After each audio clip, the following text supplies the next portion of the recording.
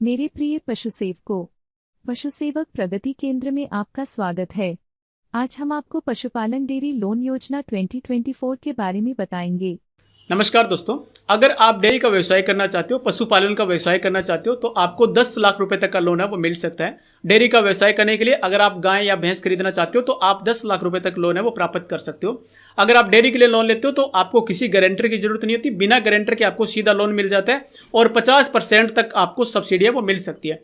इस वीडियो में हम बात करेंगे कि लोन के लिए आवेदन कैसे करना है और बैंक की क्या क्या कंडीशन होती है, बैंक की कुछ शर्तें होती है लोन देने के लिए, तो वो क्या क्या शर्तें हैं। अगर आवेदक को सभी शर्तों के बारे में जानकारी होती है, बैंक की सभी शर्तें अगर उनको पता होता है तो लोन मिलने के चांसेस है वो बढ़ जाते हैं। इसके साथ साथ आपके पास कौन कौन से जरूरी डॉक्यूमेंट होने चाहिए, क्या क्या दस्तावेज आपको लगाने होते हैं, डॉक्यूमेंट के बारे में आपको पूरी जानकारी होनी चाहिए। साथ के साथ लोन का अमाउंट है वो कितना मिल सकता है, अधिकतम लोन है वो आपको कितना मिल सकता है और आपको सब्सिडी है वो कितनी मिलती है, सब्सिडी कैसे प्राप्त होगी और लोन अप्रूव्ड कैसे होता है। यानी कि लोन के बारे में पॉइंट टू पॉइंट करके सभी पॉइंट के बारे में बात करेंगे, वन बाय वन करके।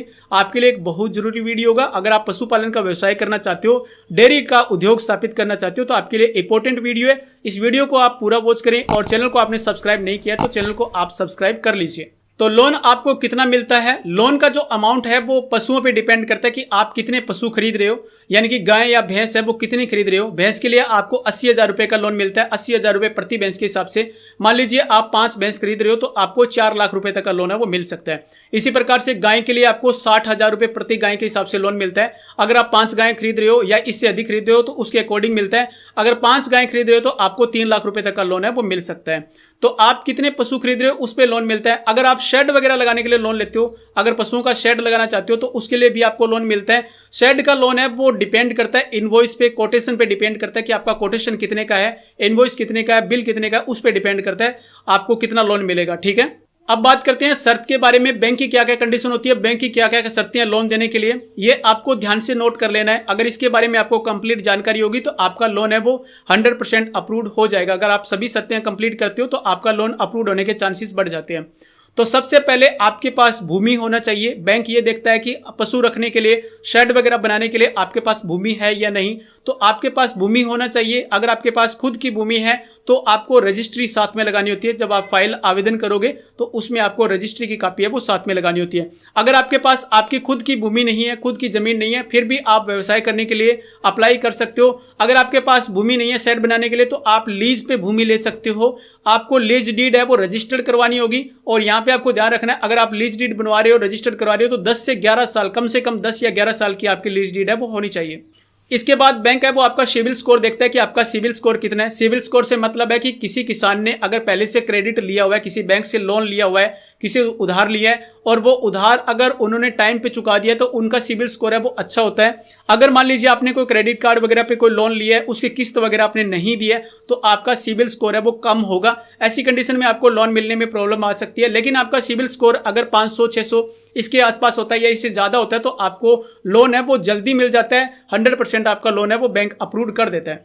इसके अलावा बैंक है वो प्रोजेक्ट प्रोफाइल की डिमांड करता है कि आपके पास एक कंप्लीट प्रोजेक्ट प्रोफाइल होनी चाहिए। जो आप व्यवसाय कर रहे हो, डेयरी उद्योग कर रहे हो, उसकी कंप्लीट प्रोजेक्ट प्रोफाइल आपको तैयार करानी है। प्रोजेक्ट प्रोफाइल में आपकी सभी जानकारी होती है, जैसे आप कितने पशु ले रहे हो और आप कितने पैसे लगा रहे हो, उन जो जितने भी आप पशु ले रहे हो उनसे अनुमानित दूध की मात्रा है वो कितनी होगी, दूध का उत्पादन कितना होगा, दूध रखने की आपकी व्यवस्था क्या है, पशुओं को रखने के लिए शेड वगैरह की व्यवस्था क्या होगी, उनकी चारे की व्यवस्था क्या होगी, आपका जो प्रोडक्ट होगा, आपका जो दूध का उत्पादन होगा उसको आप कहाँ सेल करोगे, कौन कौन सी कंपनियों के साथ आपने टाई अप किया हुआ है, उसको कहाँ सेल करोगे, इस बारे में कंप्लीट जानकारी होती है। कंप्लीट आपको एक प्रोजेक्ट प्रोफाइल तैयार करवानी है। प्रोजेक्ट प्रोफाइल आप किसी एडवोकेट से या सीए से बनवा सकते हो। प्रोफाइल तैयार करवा के आपको फाइल में लगा देना है। मैं आपको डिटेल में बता रहा हूं इसके बारे में। अगर कंप्लीट आप डॉक्यूमेंट लगाते हो तो आपको प्रॉब्लम नहीं आएगी लोन अप्रूव करवाने में। आपका लोन है वो 100% अप्रूव हो जाएगा। नेक्स्ट है पशु का आपको हेल्थ सर्टिफिकेट लगाना होता है। पशु का हेल्थ सर्टिफिकेट आप बनवा लीजिए। पर पशु का हेल्थ सर्टिफिकेट बनवाने के लिए आप गांव में जो पशु चिकित्सालय वहां जाकर के अपने पशु का हेल्थ सर्टिफिकेट बनवा लीजिए।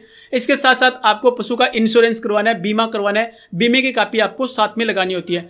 तो ये कुछ कंडीशन होती है बैंक की। ये कंडीशन अगर आप कंप्लीट करते हो, ये सभी शर्तें आप कंप्लीट करते हो तो आपको लोन मिलने में आसानी होती है।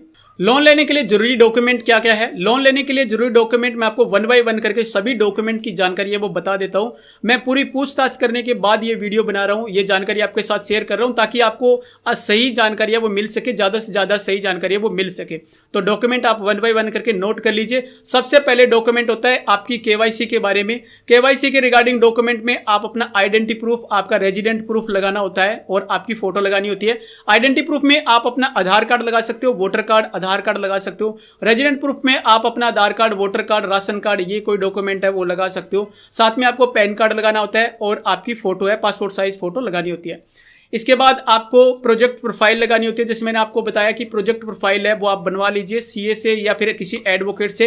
कंप्लीट आपका जो डेयरी उद्योग है उसकी प्रोजेक्ट प्रोफाइल बनाइए। प्रोजेक्ट प्रोफाइल में आपने कितने पशु है, कितना उत्पादन हो सकता है, दूध के रख रखाव की व्यवस्था क्या है, दूध कहाँ सेल करोगे, कौन कौन सी कंपनियों के साथ टाई अप किया हुआ है और शेड वगैरह की व्यवस्था क्या होगी, ये कंप्लीट जानकारी प्रोजेक्ट प्रोफाइल में होती है, वो आप तैयार करवा करके फाइल में लगा दीजिए। इसके बाद नेक्स्ट जो डॉक्यूमेंट है वो है पशु का हेल्थ सर्टिफिकेट। जरूरी है ये, पशु का हेल्थ सर्टिफिकेट आपको लगाना है।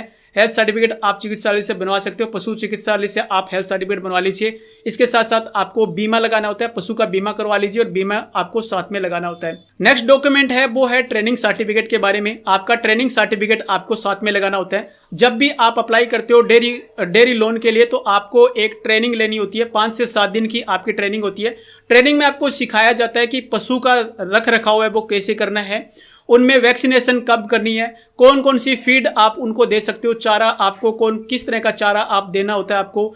आप पशुओं में दूध की उत्पादन क्षमता बढ़ाने के लिए उसमें कौन कौन सी फीड है, कौन कौन सा चारा है जो आप देकर के उत्पादन क्षमता बढ़ा सकते हो, दूध में फैट की मात्रा बढ़ा सकते हो, इस तरह की जानकारी दी जाती है। वैक्सीनेशन कब कब करवाना होता है आपको, ये कंप्लीट जानकारी दी जाती है पशु के रख रखाव से संबंधित, जो कि जरूरी होती है। अगर आप डेयरी उद्योग स्थापित कर रहे हो तो आपके लिए इंपॉर्टेंट है ये ट्रेनिंग कर लीजिए। ट्रेनिंग ऑनलाइन कर सकते हो, आप ऑफलाइन भी कर सकते हो। 5 से 7 दिन की ट्रेनिंग होगी, आपको सर्टिफिकेट मिल जाएगा। सर्टिफिकेट आप फाइल में लगा दीजिए। इसके बाद नेक्स्ट डॉक्यूमेंट है लीज डीड के बारे में। अगर आपके पास भूमि है, अगर खुद की भूमि है तो रजिस्ट्री की कॉपी लगानी है। अगर आप लीज ले रहे हो तो लीज डीड आपको लगानी है। लीज डीड आपकी 10 से 11 साल की होनी चाहिए, कम से कम 10 या 11 साल की लीज डीड बनवाइए, रजिस्टर करवाइए और उसकी कॉपी आप फाइल में लगा दीजिए। इसके बाद आप अगर शेड वगैरह बना रहे हो तो शेड कहाँ से आपने सामान परचेज किया हुआ है, आप उसका इनवॉइस है, बिल है, वो आपको साथ में लगाना होता है। तो इस प्रकार से आपको ये सारे डॉक्यूमेंट है वो लगाने होते हैं। मैंने आपको लगभग सभी डॉक्यूमेंट्स के बारे में बता दिया, ये सारे डॉक्यूमेंट आपके पास होने चाहिए। अब बात करते हैं आवेदन करने के बारे में। आवेदन कैसे करें? तो अगर आपके पास सारे डॉक्यूमेंट हैं और जो जो शर्तें आप बैंक की है वो आप पूरी करते हो तो आप सभी डॉक्यूमेंट लेकर के बैंक में जाना है आपको। बैंक में आप HDFC बैंक से लोन ले सकते हो, SBI बैंक से लोन ले सकते हो, पंजाब नेशनल से लोन ले सकते हो, ग्रामीण बैंक से लोन ले सकते हो, और भी कई बैंक है जहां से आप लोन है वो प्राप्त कर सकते हो। तो आपको बैंक में जाना है लोन लेने के लिए। बैंक में जाकर के बैंक अधिकारी से लोन के बारे में बात करनी है। वहां पे आपको फॉर्म मिलेगा, डेयरी लोन लेने के लिए आवेदन फॉर्म मिलेगा। फॉर्म आप बैंक अधिकारी की मदद से सही फॉर्म आपको फिलअप कर लेना है। उसके साथ जो मैंने आपको डॉक्यूमेंट बताए वो सारे डॉक्यूमेंट आपको अटैच कर देने हैं और फॉर्म आपको जमा करवा देना, फाइल आपको बैंक में जमा करवा देनी है। इसके बाद आपका सिबिल स्कोर, बैंक अधिकारी वो सिबिल स्कोर चेक करेंगे। अगर आपका सिबिल स्कोर सही होगा, मान लीजिए आपका सिबिल स्कोर 500 से ऊपर है, 500, 600, 700 है, तो बैंक अधिकारी आपके एड्रेस पे विजिट करेंगे, जो आपका डेयरी फार्म है वहां पे विजिट करेंगे। वहां विजिट करके देखेंगे कि आपके पास शेड की व्यवस्था क्या है, आप पशुओं को रखोगे तो चारा वगैरह कहाँ से दोगे, और आपने जो लीज डीड ली है क्या वो आपके नाम पे है, आपका दूध रख रखाव की क्या व्यवस्था है, क्या आपने किसी बैंक के साथ टाई अप किया हुआ है, दूध का सेल करने के बारे में कहीं पे टाई अप किया हुआ है। इस प्रकार से कंप्लीट जानकारी बैंक है वो चेक करता है प्री वेरिफिकेशन में। अगर आपकी सारी जानकारी सही होती है, अगर आप पशु वगैरह लेते हो उनकी कंप्लीट जानकारी सही होती है तो वो आपका लोन है वो अप्रूव कर देता है। लोन अप्रूव्ड होने के बाद किसान को लाभ है वो मिल जाता है। अब बात करते हैं सब्सिडी के बारे में। तो सब्सिडी के बारे में मैं आपको बताना चाहूंगा कि कोई भी बैंक है वो सब्सिडी नहीं देता है। बैंक लोन देता है पर लेकिन सब्सिडी की जो स्कीम होती है वो राज्य सरकार की और केंद्र सरकार की स्कीम होती है।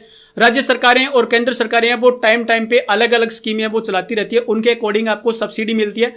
सब्सिडी का जो परसेंटेज होता है वो अलग अलग स्टेट में अलग अलग हो सकता है। जैसे राजस्थान में अलग है, पंजाब में अलग है, हरियाणा में सब्सिडी का जो परसेंटेज है वो 25% से लेकर के 50% तक आपको डेयरी उद्योग के लिए सब्सिडी है वो मिल सकती है। यहाँ पे सब्सिडी है वो जनरल कैटेगरी अगर कोई कैंडिडेट है वो अप्लाई करता है तो उसका परसेंटेज सब्सिडी का अलग होगा। अगर SC ST कैंडिडेट अप्लाई करता है तो उसका सब्सिडी का परसेंटेज है वो अलग होगा।